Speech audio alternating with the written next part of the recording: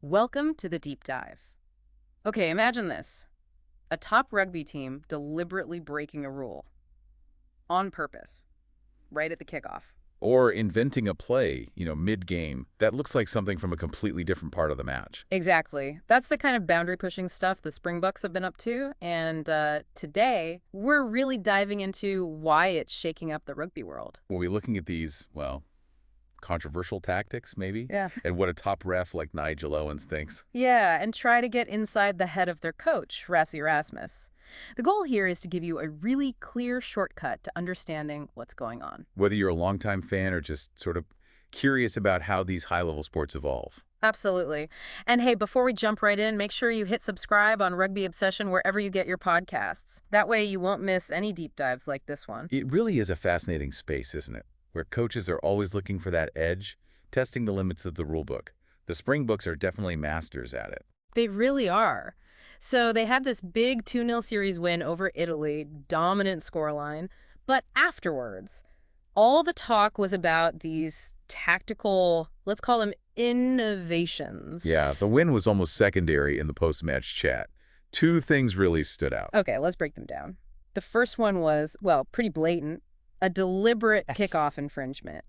This wasn't like an accident. You had Andre Esterhausen, the Springbok center, catching the ball for Manny Lebuck's chip kickoff, but he was clearly offside. And the key thing is it looked completely intentional. Oh, absolutely. The whole point, it seems, was to deliberately infringe right from the get-go just so they could get an early scrum. Right, so give away a technical infringement to gain a potentially stronger attacking platform. That's quite something. Bold is one word for it. And then there was the second one. People started calling it the open field lineout. This looked really strange. It did. You had players lifting a teammate, like in a lineout, getting him high in the air, and then forming a maul around him. But not from a throw-in from the sideline, right? This was happening in the middle of the pitch during phase play. Exactly, just out in the open, like taking a set-piece move and just plonking it down wherever they wanted. Wild. And obviously, that kind of thing gets people talking, especially experienced figures.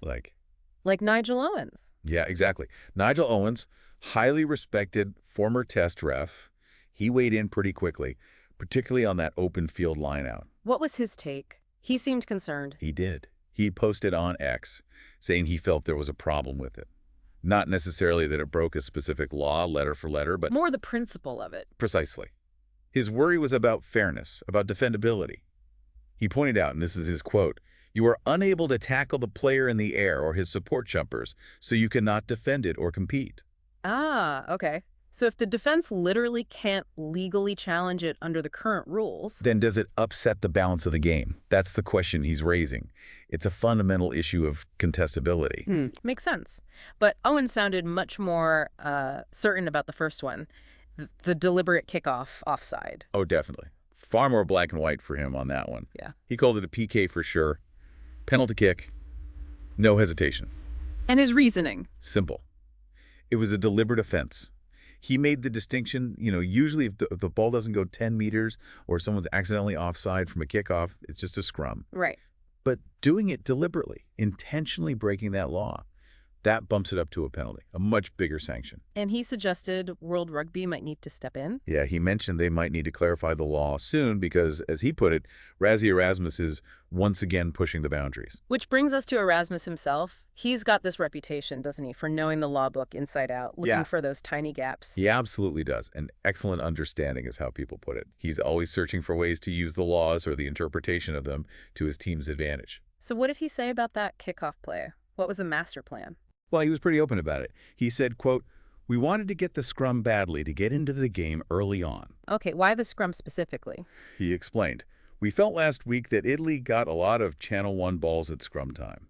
So basically, Italy's scrum half was getting easy ball from their scrums." Ah, right. Clean possession sets up their attack nicely. So the Boks wanted to deny them that platform early on by forcing their own scrum feed. Exactly. Disrupt Italy's rhythm, impose their own game through the scrum. A calculated risk based on analysis of the previous week. Okay, clever thinking. But did it actually work? Did they get their scrum advantage? Well, here's the funny part. It did not go to plan, as Erasmus himself put it. Oh. What happened? Before the ref even had a chance to rule on the deliberate offside by Esterhuizen, Yeah. the Springboks' own front row messed up at the resulting scrum. Yeah. They infringed. So referee Andrew Brace awarded a free kick straight back to Italy. No way. So the whole plan backfired immediately because of a different error. Yep. The intended masterstroke turned into an instant turnover. Classic rugby, really. Wow. Even the best laid plans, eh? What did Erasmus make of that? Was he annoyed or? He seemed quite philosophical, actually. He said something like, "We make a lot of little plans that sometimes don't pay off, that people don't know of. Sometimes people just see the things that do work, and this time it backfired against us." And then he added, "It was a good plan in theory, but a bad plan from a practical point of view." Huh. That's quite candid.